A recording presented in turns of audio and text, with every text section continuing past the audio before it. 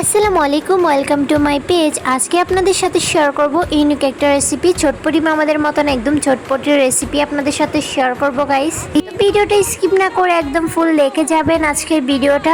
আমার ভিডিওটা দেখে যদি আপনারা চটপটি বাসায় বানান অবশ্যই চটপটিওয়ালা মামাদের কাছ থেকেও অনেক বেশি মজা হবে।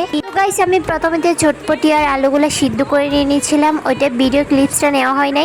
এরপরে আমি পেঁয়াজ, কাঁচামরিচ, ধনিয়া পাতা সবকিছু টমেটো একসাথে তেলে ভালো করে নাড়াচাড়া নিয়েছিলাম। এটা অনেকক্ষণ নাড়ার পরে আমি এখন চটপটি মশলাটা অ্যাড করে দিব। মূলত এই মশলাটার কারণে টেস্টটা কিন্তু অনেক বেশি ভালোই আসে। তারপর আমি আপনাদের সুবিধার্থের জন্য চটপটির মশলার প্যাকেটটা দেখিয়ে দিলাম এখানে। এখন সব উপকরণ একসাথে দিয়ে ভালো করে নাড়াচাড়া নিয়েছিলাম। এরপরে সবকিছু একসাথে ভালো করে সিদ্ধ হওয়ার পরে তারপর আমি চটপটির বুটটা দিয়ে দিয়েছিলাম। তারপর এখন ভালো করে নাড়াচাড়া নিব। গাইস এত সুন্দর একটা স্মেল আসছিল, অনেক বেশি। এরপরে আরেকটু স্বাদ বাড়ানোর জন্য আমি এখানে একটা অ্যাড করে দিয়েছিলাম স্বাদ মশলা।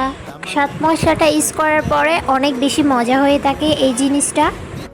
এটা বাড়িতে আপনারা একবার হলেও ট্রাই করে দেখবেন, অনেক বেশি ইয়াম্মি লাগছিল আমার কাছে। আর গাইস আজকে ভিডিওটা ভালো লাগলে অবশ্যই লাইক, কমেন্ট, শেয়ার করে দিতে একদম ভুলবেন। দেখা হয়ে যাবে নতুন কোনো ভিডিওতে। আজকের ভিডিওটা এই পর্যন্ত। Thanks for watching. আল্লাহ হাফেজ।